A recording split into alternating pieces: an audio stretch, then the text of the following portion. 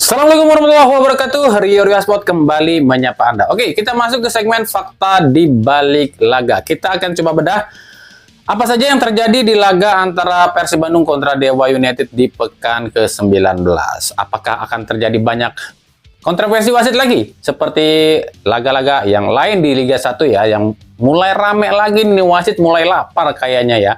Makanya kita akan coba teliti dan bedah ada apa saja sih yang terjadi di balik laga kali ini, dan juga bagaimana jalannya seluruh pertandingan di 90 menit yang berjalan di Stadion GBLA ini. Tapi seperti biasa ya, sebelum kita bedah apa yang terjadi di laga kali ini, kami juga tetap mengajak Anda untuk ikut sama-sama meneliti dan juga mengkoreksi apa yang terjadi di laga kali ini. Seperti biasa juga, sebelum kita bedah semuanya, saya tetap mendukungnya untuk channel ini agar terus berkembang dan bisa memberikan berita-berita informatif yang tentunya semoga saja bermanfaat untuk kita semua. Caranya masih sama. Cukup dengan klik subscribe, aktifkan juga notifikasi loncengnya, like, share, dan juga komen. Dan inilah beberapa hal yang terjadi di laga antara Persib Bandung kontra Dewa United.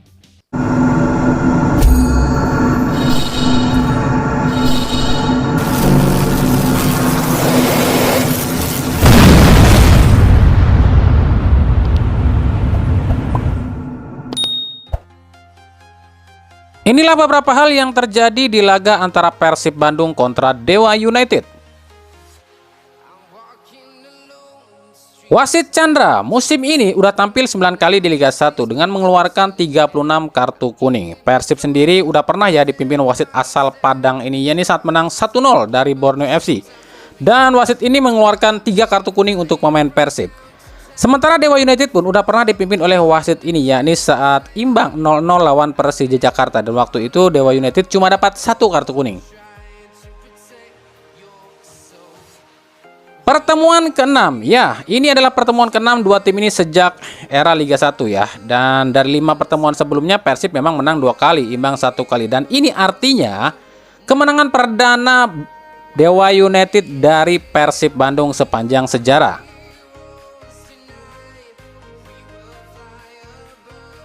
Lalu kejadian Reva Adi versus Beckham Putra ya di menit 21. Ini harusnya Reva kena kartu kuning loh ya, sebab dia ini udah narik jersey Beckham Putra, dan ini dalam off game itu gak ada ampun juga sih kartu kuning. Begitupun juga dengan kejadian Maklok nih sama Jaja ya, itu pun sebenarnya harus kartu kuning nih Maklok, sebab Maklok ini menghalangi Jaja untuk counter attack. Gol Alex Martin di menit ke-31 adalah gol ke-9 Alex Martin musim ini, dan gol ketiga yang dicetak Alex Martin ke gawang Persib.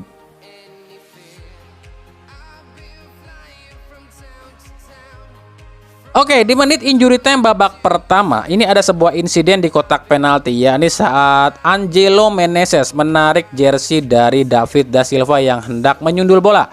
Dalam law of the game FIFA ini nggak ada ampun ya, ini jelas pelanggaran berpotensi kartu kuning ya, dan ini harusnya penalti, sebab si Angelo Meneses selain menarik jersey juga menghalangi pemain lawan untuk mempunyai kesempatan mencetak gol. Tapi ya kalian nggak usah terlalu berharap, karena wasit VAR-nya itu adalah Heru Cahyono, wasit musuh utamanya Boyan Hodak. Jadi nggak usah berharap ya kalau bakalan ada penalti.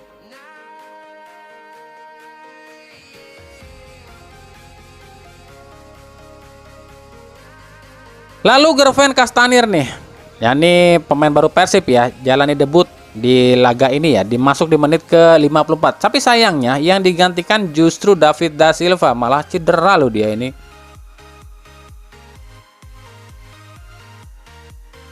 Kemudian di babak kedua ada insiden nih antara Tyrone Del Pino dengan Hugo Gomez alias Jaja. Nah ini harusnya ya itu dua-duanya kartu kuning loh ya. Kenapa demikian? Memang betul Del Pino yang melakukan pelanggaran pada Hugo Gomez alias Jaja, tapi responnya Jaja ini terlalu berlebihan dan memancing emosi Del Pino juga. Jadi kalau mau adil sebenarnya dua-duanya harusnya kartu kuning, bukan cuma Del Pino doang ya yang kena kartu kuning.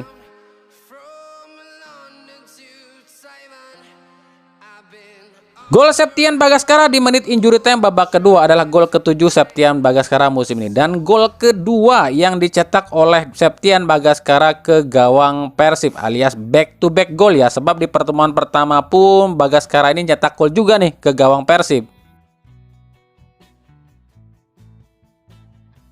Kekalahan perdana akhirnya tumbang juga Persib musim ini, dan uniknya tumbangnya di kandang loh ya, di pekan ke-19, dan lebih menyedihkannya tumbangnya dari Dewa United yang justru tim yang selalu jadi rekan uji tandingnya Persib. Dan bagi Boyo Hodak sendiri, ini kekalahan pertama dari Jan Olde Rickering loh ya, dari 4 kali pertemuan sebelumnya ya.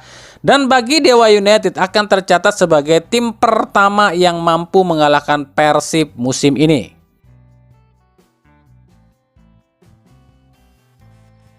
Man of the match di laga ini kami nggak bisa memilih ya. Kalau mungkin bisa dijatuh pada mungkin Sonny Steven, kipernya Dewa mungkin, atau Alex Martin kali ya. Entahlah, menurut kalian siapa ya? Halo Real Madrid, bisa datang ke Liga 1. Ini tim Persib butuh lawan 16 kali tak terkalahkan. Aduh, juara paruh musim ke-1. Kedinginan nih di Bandung. Aduh. Anjing, Persib sepaina aing. Well. Oke, kita bahas. Buat yang bikin video ini, kami sudah ingatkan lo ya, jika yang namanya kesombongan sedikit apapun adalah hal yang paling dibenci oleh Tuhan. Meskipun itu cuma candaan, tapi ingat, ucapanmu adalah doamu. Dan ini terbukti usai orang ini bikin video seperti ini. Persib seolah sulit buat menang. Dari 4 kali laga, 1 kali menang, 2 kali imbang, dan akhirnya menderita kekalahan. Sebenarnya apa yang akan dialami Persib ini tuh sudah kami analisa dari awal musim lo ya. Tapi banyak yang nggak percaya dan bilang kami sok tahu. Tapi di laga ini kalian bisa melihat seluruh faktanya yang pernah kami analisa. Emang apaan sih faktanya? Yang pertama, kami sering bilang Persib itu butuh seorang ball winner alias gelandang jangkar yang kokoh. Betul memang mendatangkan Ahmad Agung, tapi belum dimainkan ya.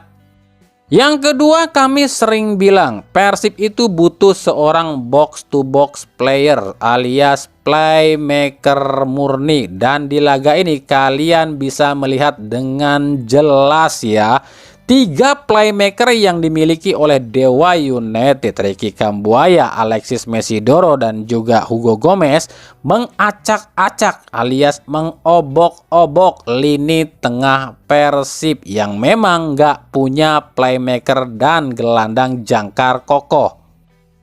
Yang ketiga, kami sering bilang, ini setelah kepergian Goran Paulik ya, kami sering bilang Persib itu butuh seorang pelatih striker. Terbuktikan sekarang, memang Persib itu musim ini tercatat sebagai salah satu tim tersubur Liga 1. Tapi bukan soal itu yang kami bilang. Masalah kreativitas di lini depan. Coba lihat di laga ini. Ketika lini depan Persib deadlock atau kebingungan cara cetak gol, nggak ada tuh yang bisa ngasih instruksi buat para penyerang Persib seperti yang dilakukan oleh Goran Paulik musim lalu. Coba lihat di laga ini, Ciro Alves merosot performanya, David da Silva malah cedera, Castanir ya baru gabung, nggak bisa dikomentarin, nggak ada variasi serangan. Sebab ya selain udahnya nggak punya playmaker, juga variasi serangannya pun monoton, nggak ada orang yang bisa menginstruksikan alias memberikan trik-trik bagaimana sih caranya ngebongkar pertahanan lawan. Bahkan di 2 laga terakhir lawan Bali dan PSBS itu murni karena kecerdikan seorang David da Silva dan juga Tyron Del Pino lu ya. Kalau nggak ada 2 orang ini, jujur Persib itu nggak bakalan bisa unbeaten selama 18 laga lu ya. Dan kali ini terbukti. Yang keempat, kami sering bilang skuad utama dan cadangan Persib itu jomplang. Lihat dan terbukti di laga ini. Hilangnya Nick Kuipers ini udah benar-benar terasa loh bagi lini pertahanan Persib. Lini pertahanan Persib tuh ompong lo ya. Hilangnya DDS benar-benar kerasa kan di laga ini. Para pemain pengganti ya, kalau buat kami pribadi di laga ini ya, pemain pengganti yang bagus cuma Zalnando sih. Robby Darwish lumayan lah ya, tapi sisanya nol. Gimana? Paham kan sekarang? Kalau kalian baru nonton 1 kali atau 2 kali channel ini, nggak usah komentar banyak-banyak, nggak usah komentar yang aneh-aneh ya. Apalagi kalian belum pernah nonton yang namanya segmen fakta di balik laga. Sebab bagi penonton yang udah terbiasa menonton segmen fakta di balik laga ini harusnya udah paham. Kami ini mau Persib itu menang, mau Persib itu imbang, apalagi Persib itu kalah, tetap mengkritik. Kalau nanti ada yang komentar giliran kalah aja Persib dikritik ini, berarti kalian yang baru nonton channel ini. Bukan lantaran Persib kalah loh ya kami kritik Persib. Kami itu gini loh, cuma menyampaikan analisa kami aja. Dan kami nggak pernah ngajak kalian, ngajak siapapun buat setuju dengan analisa kami. Ya suka-suka kami lah. Kalau kalian suka dengan analisa kami ya silahkan. Nggak suka pun ya silahkan, itu hak kalian. Ini kan cuma analisa kami.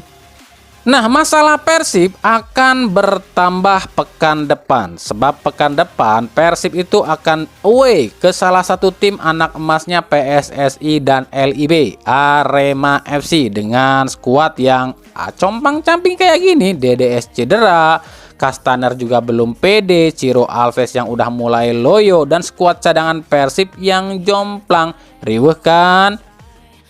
Kami sih nggak nyalahin Boyan Hodak loh ya, sebab kalian udah dengar sendiri kan Hodak bilang apa. Hodak kan pernah bilang saya mau merombak semua lini, tapi apalah daya saya jika tidak ada uang buat belanja. Betul dong, Hodak pernah bilang kayak gitu, bukan kami yang mengada-ada. Artinya apa? Hodak pun tahu kalau skuad utama dan cadangannya emang jomplang dan Hodak pengen ngerombaknya, tapi nggak ada duitnya buat ngerombaknya. Ya kita nggak bisa nyalain Hodak, sebab Hodak udah punya rencana tapi nggak didukung oleh manajemennya. Paham sekarang kenapa kami membahas manajemen kemarin? Jadi intinya di laga ini semua yang pernah kami analisa di awal musim terbuktikan. Lini belakang keropos, padahal hilang satu pemain inti doang loh ya. Lini tengah nggak punya yang namanya seorang playmaker. Lini depan nggak ada pelatih striker. Betul semua dong analisa kami, dan itu kelihatan semua di laga ini. Lalu bagaimana solusinya? Kita kan udah ngeritik nih. Kritik itu harus ngasih solusi. Beda dengan hujatan. Kalau hujatan tuh kata-kata kasar tanpa ngasih solusi. Kita kasih solusinya. Kalau analisa kami, solusi satu-satunya Persib jangka pendeknya ya adalah mencari pelatih striker. Sebab yang namanya pelatih itu nggak ada batas transfernya loh ya, kapanpun juga boleh didatangkan. Kenapa kami bilang begitu? Karena Persib nggak punya yang namanya playmaker. Yang harus dibenahi adalah Hodak ini kan tipikalnya back. Nah, harus dibantu oleh pelatih striker biar ada keseimbangan lini belakang dan lini depan. Karena Persib nggak punya playmaker. Itu solusi jangka pendek yang paling realistis deh saat ini buat Persib. Sebab kalau pemain baru kan udah nggak mungkin, bursa transfer udah ditutup. Tapi ya balik lagi lah ya, kami mau ngoceh sekuat apapun juga kalau nggak didengar ya apa boleh bulat, apa boleh buat lah. Sebab Hodak aja udah ngomong ngoceh-ngoceh itu terus tuh, nggak didengerin tuh, alias nggak dipenuhi tuntutannya. Ya apalagi kami, jadi udahlah nikmatin aja dan serahin ke Boyan Hodak. Cuma ya kasihan aja nih kalau Persib besok-besok lagi kalah kayak gini nih, ya ujung-ujungnya apa? Hodak out, bener dong. Karena itulah tipikal supporter di Indonesia kan. Yang disalahin pasti apa? Pelatih. Bener dong. Padahal ya pelatih udah mati-matian loh, dia ini ngeracik sana sini gitu kan, dengan budget yang pas-pasan, minta ngerombak skuad pun gak dipenuhin. Tapi ketika jeblok pelatih yang disalahin. Bener dong analisa kami. Ya memang ini kekalahan perdana bagi Persib musim ini, tapi nggak apa ya, nggak usah hujat pemain dan pelatih lah ya.